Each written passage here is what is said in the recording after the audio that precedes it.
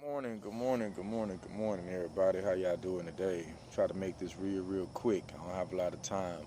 Seemed like the rain has stopped just a little bit and got a slight drizzle today. So today we're gonna cover a few things. Make it quick. I don't like to be talking too long, take up people's time or wasting it. I'm big on that.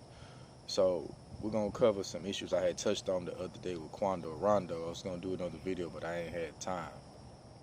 So Quando Rondo gets shot up in Atlanta, Georgia, if I'm correct.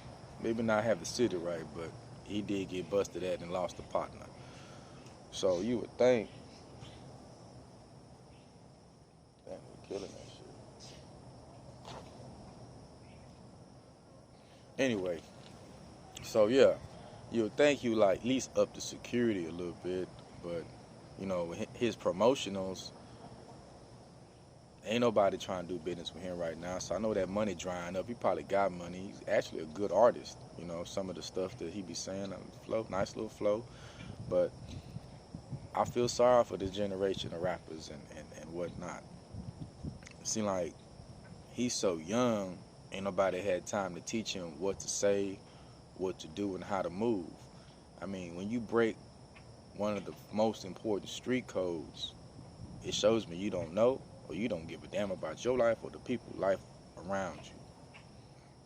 One thing you don't ever do is once you go out of town and traveling like you do, this kind of a heads up. Everybody out here that's a rapper or whatever the hell you doing when you traveling. You do not go back to a city that you left beef with somebody unsettled and not squash that shit before you go back and try to chill and lime like everything cool and forgotten. It ain't. See, the reason why he got shot at, Quando Rondo in L.A.,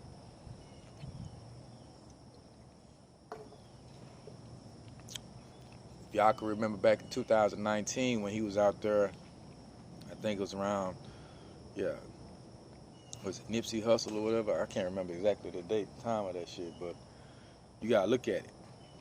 That photo he took dissing one of the local sets out there, throwing up them signs, is disrespect. And that's something you just never ever do, especially when you outnumbered.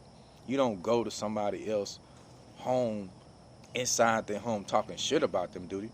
Do you? No, you don't. I mean, some people will, but it's very rare. That's something you just logically don't do. So Quando was banned coming back to LA.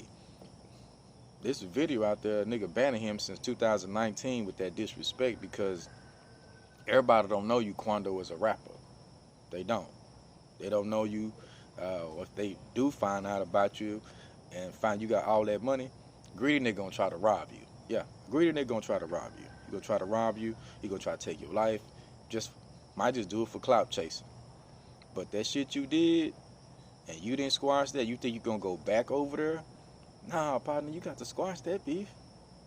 You got to squash that beef, check in and talk with somebody to talk to them.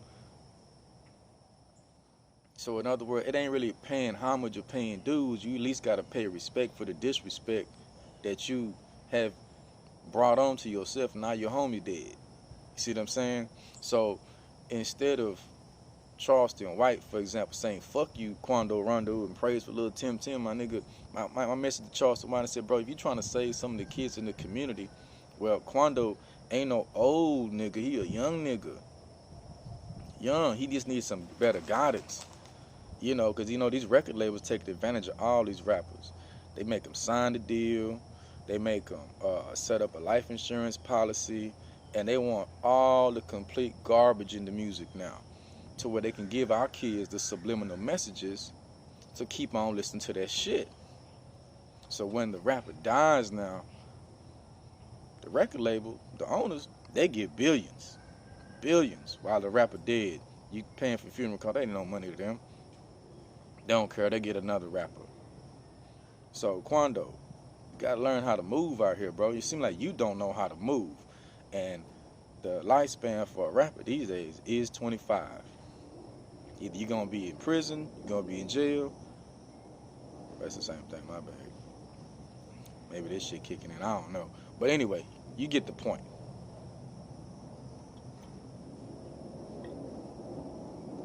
Then people were asking why they just one car deep. Why it wasn't in 2 or 3 cars? Yada yada yada yada. Again,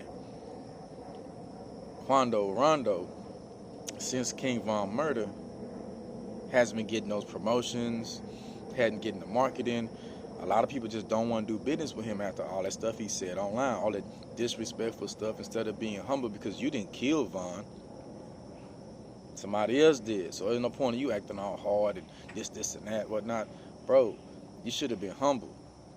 I understand he from a different set, but at one time, y'all know, you didn't want that to happen to him. A lot of people remember he actually went and tried to counsel King Von body because he didn't want that. But it happened. Just like you didn't want to get your partner shot in LA, but it happened. So you got to learn how to move, bro. Historical fact.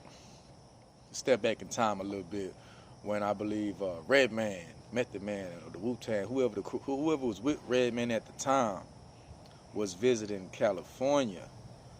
And you know, they was all back then, everybody was just hating on MC Hammer, dissing Hammer, yada yada, fuck Hammer. All he do is wear them funny ass pants and be dancing all like this and all like that, all like this and all like that. Yeah.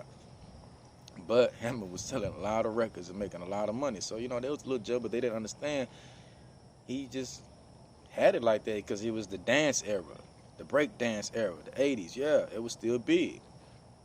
So they went over there talking shit about Hammer and thought they was real tough and bad. Till, you know, you got to remember where you at. You in Hammer territory. So when 100 people of MC Hammer surrounded Method Man and Redman and them, he'll tell you today, never make that mistake again. It's a big difference when it's, you know, you think you tough, you drunk, you high, you with your people, but you done pull up in a whole nother land, surrounded by a community of people. It's not just 20, 30 deep. They were probably like 50 cars deep, know exactly where the fuck you going. Might have been more than that. So if anybody could teach these young brothers, sisters, anybody how to move out here, please teach them how to do so. You know what I'm saying?